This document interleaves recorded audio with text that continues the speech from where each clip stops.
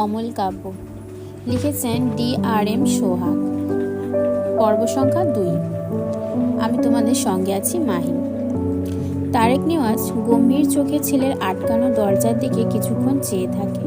এরপর স্ত্রী রুমার দিকে তাকালে দেখল তার স্ত্রী কটমট দৃষ্টিতে তার দিকেই চেয়ে আছে।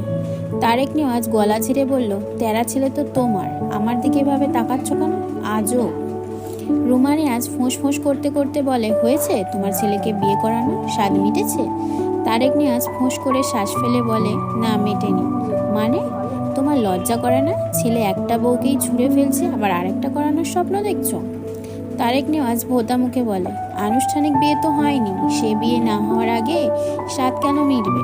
দ্বিতীয় বিয়ের করাবো কেন? রুমা নেওয়াজ বোকা চোখে তাকালেন স্বামীর পানে। এরপর রাগে গজগজ করতে করতে ধূপধাপ পা ফেলে ঘরের দিকে যায়।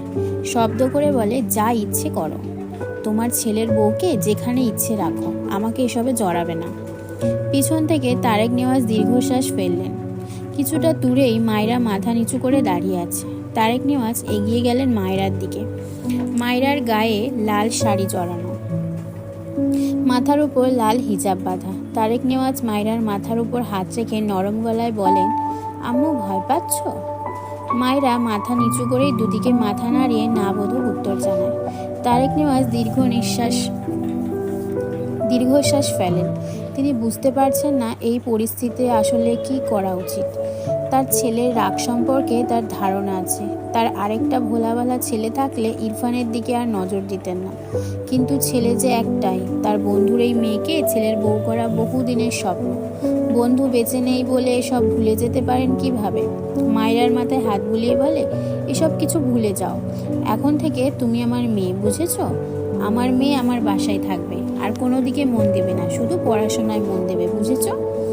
মায়রা অবাক হয়। বাড়ির অন্য মানুষদের ব্যবহার যতটা করুন, এই লোকটার ব্যবহার তার চেয়ে 1000 গুণ ভালো। তারেক নেওয়াজ মায়রার হাত ধরে একটি ঘরের দিকে নিয়ে যেতে লাগলেন।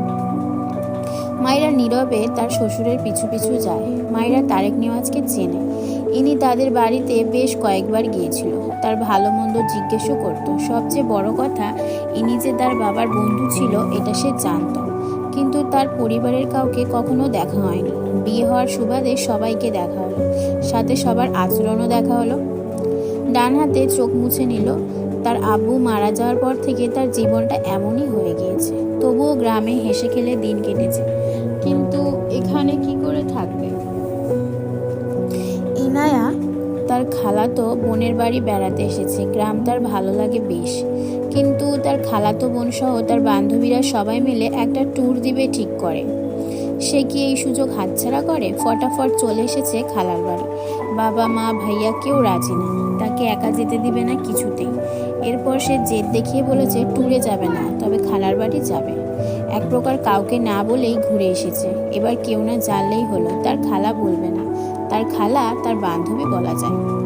সারাদিন জার্নি করে শরীর জুড়ে ক্লান্তির ছড়াছড়ি। এর মাঝে একটু আগে তার বাবা ফোন দিয়ে জানায় তার ভাইয়ের নাকি বিয়ে হয়ে গিয়েছে। কথাটা শুনে সে হজম করতে পারছে না। ওপাশ থেকে তারেক নেওয়াজ হ্যালো হ্যালো করছে, এপাশে ইনায়ার খবর নেই। ইনায়ার খালাতো বোন জাহারা ঘরে এসে ইনায়াকে এভাবে তবদা খেয়ে বসে থাকতে দেখে অবাক হয়। এগিয়ে এসে ইনায়াকে ঝাঁকি দিয়ে বলে, এই কি হয়েছে তোর? খালু ওপাশ থেকে হ্যালো হ্যালো করছে, তুই জবাব দিচ্ছিস না কেন? ইনায়া ভ্রম থেকে বেরিয়ে ঝাঁকি দিয়ে উঠল। ফোন লাউডে থাকায় জাহারা শুনতে পেয়েছে ইনায়ার বাবার গলা। ইনায়া কোনো রকমে বাবাকে বলল, বুঝেছি বাবা, কালকেই আসছি খালামণিদের সবাইকে নিয়ে, এখন রাখছি, বাই বাই বাই বলেই কল কেটে যায়। জাহারা ভ্রু কুচকে চেয়ে আছে ইনায়ার দিকে। ইনায়া হাতে ফোন রেখে খুশিতে জাপটে ধরে জাহারাকে। এরপর জাহারা দুহাত ধরে ঘুরতে থাকে, হাসতে হাসতে বলে, আপু আপু, অনেক বড় অসাধ্য সাধন হয়েছে, আমার বিশ্বাসই হচ্ছে না। জাহারা বিরক্ত হয়ে বলল, তুই কি আমাকে বলবি হয়েছেটা কি? তোর কি বিয়ে ঠিক হয়েছে? ইনায়া তার ঘোরানি থামিয়ে প্রফুল্ল কণ্ঠে বলল, আপু আপু, বিয়ে আমার ঠিক হয়নি, তবে একজনের বিয়ে অলরেডি হয়ে গিয়েছে। মানে কার? ইনায়া হেসে বলতে থাকে, ইরফান ভাইয়ার বিয়ে হয়ে গিয়েছে। তুমি ভাবতে পারছো, ইরফান ভাইয়ার বউ হয়ে গিয়েছে? কাউকে না জানিয়ে এভাবে বিয়ে দেওয়ার কারণ জিজ্ঞেস করবে না, তোমরা জানি, কারণ সবাই ভাইয়াকে জানো। সবাইকে না জানানোর চেয়ে আশ্চর্যজনক ব্যাপার হচ্ছে ইরফান ভাইয়ার নাকি বিয়ে হয়েছে। ওয়াও, কিভাবে সম্ভব? আই এম সো এক্সাইটেড ভাবিকে দেখার জন্য। জাহারা স্তব্ধ চোখে ইনায়ার দিকে তাকিয়ে আছে। ইরফান ভাই বিয়ে করেছে? তার কাছে অবিশ্বাস্য লাগলো। ইনায়া তার ফোন নিয়ে ইরফানকে সরাসরি ভিডিও কল দেয়। সে এক নজরে তার ভাবিকে দেখতে চায়। তার 13 নাম্বার 1 ভাইকে বিয়ে করেছে মানে সেই মেয়ে কতটা স্ট্রং হবে সেটাই ইনায়ার ভাবনায়। ইনায়া ফোন দিলে প্রথমবার রিসিভ হয় না। মেয়েটার মন খারাপ হয়, ফোন রেখে দেয়। মন খারাপ করে জাহারার দিকে তাকিয়ে বলে, আজ ওদের বিয়ের প্রথম রাত, আমার হয়তো কল করা উচিত হয়নি, তাই না আপু? আসলে এক্সাইটমেন্টে কল দিয়ে দিয়েছি। তখনই ইনায়ার ফোন বেজে ওঠে। ইনায়া দ্রুত ভাইয়ের কল রিসিভ করে কিছু বলার আগে ইরফান গম্ভীর গলায় বলে, তোর কেমন হলো? ইনায়ার হাসি হাসি মুখটা মুহূর্তেই চুপসে যায়। ঢোক গিল। তার ভাই কিভাবে জানলো সে ট্যুরে গিয়েছিল? সে তো কাউকে বলেনি। ইরফান টেবিলের ওপর ল্যাপটপ রেখে সোফায় বসে ভার্সিটির কাগজপত্র গুছিয়ে রাখছিল। ইনায়া নীরবতায় কাজ করতে করতে গম্ভীর গলায় বলে, বাসা থেকে বের হওয়া এটাই লাস্ট ছিল তোর। আর তোর পাশের গর্ধব আমার হাতে বেহিসাব থাপ্পড় খাবে, ওকে রেডি থাকতে বলিস। জাহারার কোনো ভাবান্তর নেই। ইনায়া বারবার ঢোক গিলছে। কোন দুঃখে যে কল করতে গেল, এখন নিজেই বাঁশ খাচ্ছে। প্রসঙ্গ পাল্টাতে মেঘি এসে বলল, ভাইয়া কংগ্রাচুলেশনস। ইনায়ার কাজে ডুবে থেকেই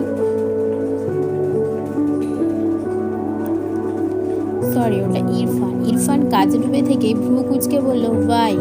ইনায়া অবাক হলো। বিয়ে করেছে, সে কংগ্রেস করছে, অথচ তার ভাই বলছে কেন সে কংগ্রেস করছে, তার মাঝে আবার এসব কাজবাজ করছে। নতুন বউ রেখে এসব কি করছে তার ভাই? ভাবনা রেখে বলল, ভাবিকে দেখতে চাই, ক্যামেরাটা একটু ঘোরাবে ভাইয়া। ইরফানের হাত থেমে যায়। ভ্রু কুচকে ল্যাপটপের দিকে তাকিয়ে বলে, কার ভাবি? ইনায়া বিরক্ত হয়ে বলে, আমার ভাবি, তোমার বউ। কথাটা শোনার সাথে সাথে ইরফান রেগে ল্যাপটপ ঠাস করে বন্ধ করে দেয়। ওপাশে ইনায়া তবদা খেয়ে যায়। কি হলো? জাহারার দিকে খেয়াল করলে দেখলো সে উল্টো ঘুরে শুয়ে পড়েছে। ইনায়া এগিয়ে গিয়ে বলল, জাহারা আপু, ভাইয়া তো রেগে গেল। জাহারা কোনো কথা বলল না। ইনায়া হতাশার শ্বাস ফেলে বলে, ভাইয়া হয়তো শুধু কবুল বলেছে, বউ মানছে না, এখন কি হবে? জাহারা উৎফুল্ল হয়ে বলল, সত্যি? ইনায়া ঝাঁকি দিয়ে ওঠে, মুখে থুতু দিয়ে বলে, তাই তো মনে হলো, কিন্তু তুমি খুশি হচ্ছ কেন? জাহারা থতমত খেয়ে মন খারাপ করে বলল, এমনি, তুই ঘুমা। গত 2 ঘন্টা যাবৎ ইরফান ব্যালকনিতে পায়চারি করছে। তার মাথায় আগুন জ্বলছে। কাজে ব্যস্ত হয়ে ভুলেই গিয়েছিল তার গলায় বাচ্চা ঝুলেছে। ইনায়া বলায় মনে পড়ল। তারপর থেকে অসহ্য লাগছে। শরীর থেকে শার্ট খুলে ফেলেছে। উদাম শরীরে বিন্দু বিন্দু ঘাম জমেছে। ইরফান ফোঁস করে শ্বাস ফেলে দ্রুত পায়ে ওয়াশরুমে যায়। শাওয়ার অন করে দেয়। চোখ বুজে পুরো 30 মিনিট স্ট্যাচু হয়ে দাঁড়িয়ে থাকে। শক্তপোক্ত শরীর বেয়ে পানির কণা চুইয়ে চুইয়ে পড়ছে। ইরফানের রাগ যেন কমা নয়। রাগের চোটে হাত মুঠো করে দেয়ালে দুটো পাঁচ মারে। নিজেকে বৃথা সামলানোর চেষ্টা করে। এরপর শাওয়ার শেষে বের হয়। রেডি হয়ে বাইরে বেরিয়ে যায়। হাত ঘড়িতে একবার সময় দেখল, 12:30। মায়রাকে তার শ্বশুর একটা ঘরে দিয়ে গিয়েছে। কোনো প্রবলেম হলে তাকে জানাতে বলেছে। শাড়ি পাল্টে একটা সালোয়ার কামিজ পরে নিল। এরপর নামাজ পড়ে নিল। অতিরিক্ত কান্নার ফলে মাথা ব্যথা বেড়েছে। তার ব্যাগে টাফলিন থাকে সব সময়। অতিরিক্ত কান্নার ফলে মাঝে মাঝে এই টাফলিন তার প্রয়োজন পড়ে। আশেপাশে তাকালো, কোথাও পানি নেই। তাই ঘর থেকে বেরিয়ে এলো। ডাইনিংয়ে পানি আছে নিশ্চয়ই। চিরবাতির আলোয় ডাইনিং আবছা আলোয় ভরপুর। সবাই হয়তো ঘুমিয়ে পড়েছে। মায়েরা লাইট জ্বালালো না। জিরোবাতির আলোয় যা দেখতে পাচ্ছে সে আলোতেই পা টিপে টিপে এগোয়, পাছে কেউ জেগে না যায় সেই ভয়ে। ডাইনিং টেবিলের ওপর এক জগ ভর্তি পানি পেয়ে খুশি হলো মেয়েটা। কোনো দিকে না তাকিয়ে উল্টো ঘুরে আসতে নিলে হঠাৎই শক্ত কিছুর সাথে তার পিঠ ধাক্কা খায়। মায়েরা ভয় পেয়ে যায়। এমনিতেই চারিদিকে অন্ধকার। ভয়ে ভয়ে চারপাশে একবার চোখ বুলালো। পিছনে ফেরার সাহস পাচ্ছে না। বারবার ঢোক গিলছে। এক হাতে জগ, আরেক হাতে মুখ চেপে আছে। এক্ষুনি গলা ফেটে চিৎকার দিলে কি বাজে অবস্থা হতো। ইরফান বাইরে বেরোচ্ছিল। হঠাৎই তার পিঠে এসে কিছু ধাক্কা লাগে। ভ্রু কুঁচকে পিছন ফিরে তাকায়। ঝাপসা আলোয় বুঝলো কোনো মেয়ে। গোসল করে মাথা ঠান্ডা না হলে শরীর ঠান্ডা হয়েছিল, কিন্তু যখন বুঝলো সেই বাচ্চা মেয়েটা, এটা রাগ যেন তরতর করে বেড়ে আবার শরীর উত্তপ্ত হতে লাগলো। আপাতত বাসায় তার মা বাবা ছাড়া কেউ নেই, বাকি উটকো ঝামেলা। ইরফান মেয়েটাকে না দেখলেও খুব ভালোই বুঝলো এটা সেই মেয়ে। মায়রার মাথা ব্যথা সারানোর ইচ্ছে পালিয়েছে, সেখান থেকে পালাতে পারলে বাঁচে। দৌড় দেওয়ার জন্য এক পা বাড়ালে ইরফান মায়রার কোমর সমান ঝুঁটি করা চুল ডান হাতে টেনে ধরে, হাতে ঘুরিয়ে দুবার প্যাঁচায়। মায়রা ব্যালেন্স সামলাতে না পেরে ইরফানের বুকে গিয়ে ধাক্কা খায়। ইরফান বাম হাতে মায়রাকে ঠেলে তার থেকে সরিয়ে দেয়, তবে চুলের গোছা ছাড়ে না। শক্ত হাতে চেপে দাঁতে দাঁত চেপে নিরেট কণ্ঠে বলে, সামনে আসতে নিষেধ করেছি, এর জন্য পিছিয়ে এসেছো? মায়রা কেঁপে ওঠে। সে বুঝলো এটা তার স্বামী নামক জম। ইরফান একই কণ্ঠে বলে ওঠে, আনসার মি। মায়রা জিভ দিয়ে ঠোঁট বেজায়। চুলের গোছা শক্ত হাতে ধরায় ব্যথায় পায় মেয়েটা। দু হাতে জগ চেপে কিছু বলতে চায়, তার মাঝে ইরফান দাঁতে দাঁত চেপে বলে, আর একবার যদি দেখেছি আমার সামনে পিছে ডানে বামে এসেছো তো থাপ্পড় দিয়ে সব দাঁত ফেলে দেবো, ড্যামিট। কথাটা বলেই মায়রাকে এক প্রকার ছুঁড়ে ফেলে সামনের দিকে। মায়রা কয়েক পা এগিয়ে পড়তে পড়তে বেঁচে যায়। জগের পানি থেকে কিছুটা পানি তার জামায় পড়ে যায়। মায়রার রাগ লাগলো। সে পানি নিতে এসেছিল, এই বেয়াদব লোকের সামনে পিছনে ডানে বামে কেন যাবে? রাগে উল্টো ঘুরে দাঁড়ায়। আবছা আলোয় দেখলো পিছন থেকে লোকটির অবয়ব বেরিয়ে যাচ্ছে। মায়রা হাতে থাকা জগের পানি ইরফানের দিকে ছুঁড়ে মারে। ইরফানের পা থেমে যায়। মায়রাকে আর কে পায়? ডান হাতে জগ শক্ত করে ধরে বাম হাতে সালোয়ার কিছুটা উঁচু করে ধরে দৌড় তার ঘরের দিকে। যেতে যেতে পিছু ফিরে বলে, আপনার পিছনে সামনে ডানে বামে যাওয়ার আমার কোনো ইচ্ছে নেই। অমন ভদ্র বাবা আর এমন বেয়াদব ছেলে কিভাবে হয়েছে আল্লাহই জানে। কথাগুলো বলাও শেষ, তার ঘরে পৌঁছানো শেষ। ঠাস করে দরজা লাগিয়ে দরজার ছিটকিনি লাগিয়ে স্বস্তির নিঃশ্বাস পেল। এদিকে ইরফান সাপের মতো ফোঁস করছে, মাত্র গোসল করে বের হচ্ছিল, আর এই বেয়াদব মেয়ে তার গায়ে পুরো এক জগ পানি ঢেলে দিয়েছে। আবার তাকে বেয়াদব বলে গেল। ইচ্ছে করছে দরজা ভেঙে ওই মেয়েকে পাগলা কুকুরদের মাঝে ছেড়ে দিয়ে আসতে। ধূপধাপ পা ফেলে বাইরে বেরিয়ে যায়। দরজা আটকে দু হাতে বাঁকড়া চুল টেনে ধরে। এই বাঁকড়া বলছি, সরি, ওটা ঝাঁকড়া চুল টেনে ধরে। কয়েকবার এপাশ ওপাশ করে গায়ের জোরে দরজায় একটা লাথি বসায়। হিসিসি একা একাই বলে, I will just kill you idiot girl. এরপর গাড়ি নিয়ে বেরিয়ে যায়। এদিকে মায়েরা অসহায় চোখে জগের দিকে তাকিয়ে থাকে। পানি নিতে গিয়ে ফাঁকা জগ নিয়ে চলে আসলো। আবার তার রাগও হলো। কি পরিমাণ খারাপ হলে বিয়ের রাতে বউকে অস্বীকার করে? অমন বরের পিছনে মায়েরা ঘুরবে? সে অত সস্তা নাকি? ঠিক করেছে, পানি ছুঁড়েছে, যা বলেছে সেটাও ঠিক বলেছে। সে অত সাদাসিধে নয়, কিন্তু সে যা করলো আর বললো আগামীকাল তার কি হবে তা ভেবেই একটা ঢোক গেল। আবার ভাবলো কিছুই হবে না, এই লোকের বাবা খুব ভালো, এটা ভেবে একটু সাহস উদয় হলো তার মনে। মাথা ব্যথা বাড়তে লাগলো। পানি ছাড়া কিভাবে ওষুধ খাবে? বিরক্তির নিঃশ্বাস ফেলে গিয়ে শুয়ে পড়ল। এই মাথা ব্যথায় আজ আর ঘুম হবে না। উফ! অনবরত বেল বাজানোর শব্দে শুদ্ধ বারবার এপাশ ওপাশ করছে। ঘুমের মাঝেই বিড়বিড় করলো, কোন মাতাল রে, মাঝরাতে আমার বাড়ি এসে মাতলামি করছিস? বেটা বেয়াদব, যা ভাগ। বিড়বিড় করতে করতে আবারও ঘুমিয়ে যায়। না, থামাথামির নাম নেই। শুদ্ধ বিরক্তিতে চোখ মুখ কুঁচকে পিটপিট করে চোখ তুলে তাকায়। পাশ থেকে ফোন নিয়ে সময় নিয়ে দেখলো 1:20 শুদ্ধ অলসতা ঝেড়ে উঠে দাঁড়ালো। ঘুম ঘুম ভাব নিয়ে দরজা খুলে সামনে তাকিয়ে ইরফানকে দেখে ঘুম উবে গেল। বউকে রেখে তার কাছে এসেছে কেন? নাকি সে তার ভাইকে একটু বেশি মিস করছে বলে মাতালকে ইরফান রূপে দেখছে? নিজের ভাবনায় নিজেই বিরক্ত হলো। একে মিস করবে কোন দুঃখে? এক ঝাড়ি আবার কোন বলদ মিস করবে? দু হাতে চোখ কচলে বলে, কে তুমি বৎস? ইরফান বিরক্ত হয়ে শুদ্ধর পাশ কেটে ভেতরে গেল। শুদ্ধ দরজা আটকে পিছু পিছু আস্তে আস্তে বলল, কি রে, উত্তর দে, এত রাতে এখানে কি? বউ বের করে দিয়েছে? ছি ছি ছি, একটা বাচ্চা তোকে বের করে দিল? বিয়ে করতে না করতে এই হাল? ইরফান রেগে শুদ্ধর কলার ধরতে নিলে শুদ্ধ মেখে এসে বলে, শরীরে কিছু নেই, কলার কই পাবি? তোর প্রবলেম হলে আমি শার্ট পরছি। ইরফান শুদ্ধর মাথার চুল মুষ্টি করে ধরে দাঁতে দাঁত চেপে বলে, আর একটা বাজে কথা বলবি না, স্টপ। শুদ্ধ কাঁদো কাঁদো মুখ করে বলল, ঠিক আছে, আমার সব এমন টানাটানি করার কোনো মানে নেই। শার্ট চুল কবে না জানি বউয়ের সম্পদ ধরেও টান দিয়ে দিস, সর। ইরফান ফোঁস করে শ্বাস ফেলল। এই বেয়াদব ভাঙা রেডিওকে কিছু বলেও লাভ নেই। শুদ্ধ ভ্রু কুঁচকে বলে, কেউ কি মরেছে? 40 দাওয়াত দিতে এসেছিস? আমি নিজেই চলে যেতাম, এত কষ্ট করে আসলি কেন? ইরফান শক্ত চোখে তাকায় শুদ্ধর দিকে। মেকি হেসে বলে, জানি জানি এসব আমার ধর্মের ঠিক নয়, এভাবে তাকাচ্ছিস কেন? একটু মজাও করতে দেয় না? কি দিনকাল আসলো। ইরফান তার শরীর থেকে হালকা ভেজা শার্ট খুলে ছুঁড়ে ফেলে শুদ্ধর বিছানায় উপুর হয়ে শুয়ে পড়ল। শুদ্ধ ভ্রুকুচকে বলল, আরে এটা আমার বিছানা, তুই তোর বাড়ি যা, কাল ভার্সিটি আছে, একটু ঘুমাতে দে। ইরফান চোখ বুজে বলল, ডোন্ট ডিস্টার্ব মি। শুদ্ধ হাঁ করে তাকালো। তার বাড়িতে এসে তার ঘুম ভাঙিয়ে তার বিছানা দখল করে বলছে don't disturb me. Wow, nice jokes. দাঁত কিরমির করে ইরফানের গায়ের ওপর ধপ করে শুয়ে পড়লে ইরফান এক লাথি দিয়ে শুদ্ধকে ফেলে দেয়। শুদ্ধ ঠাস করে মেঝেতে পড়ে চোখ মুখ কুঁচকে নেয়।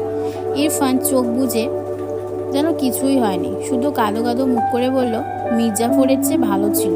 শালা সন্ন্যাসী, বউকে মানবি না ভালো কথা নয়, তুই এখানে এসে আমার ঘুম কাটছিস কেন? এটা তো আরো ভালো কথা নয়?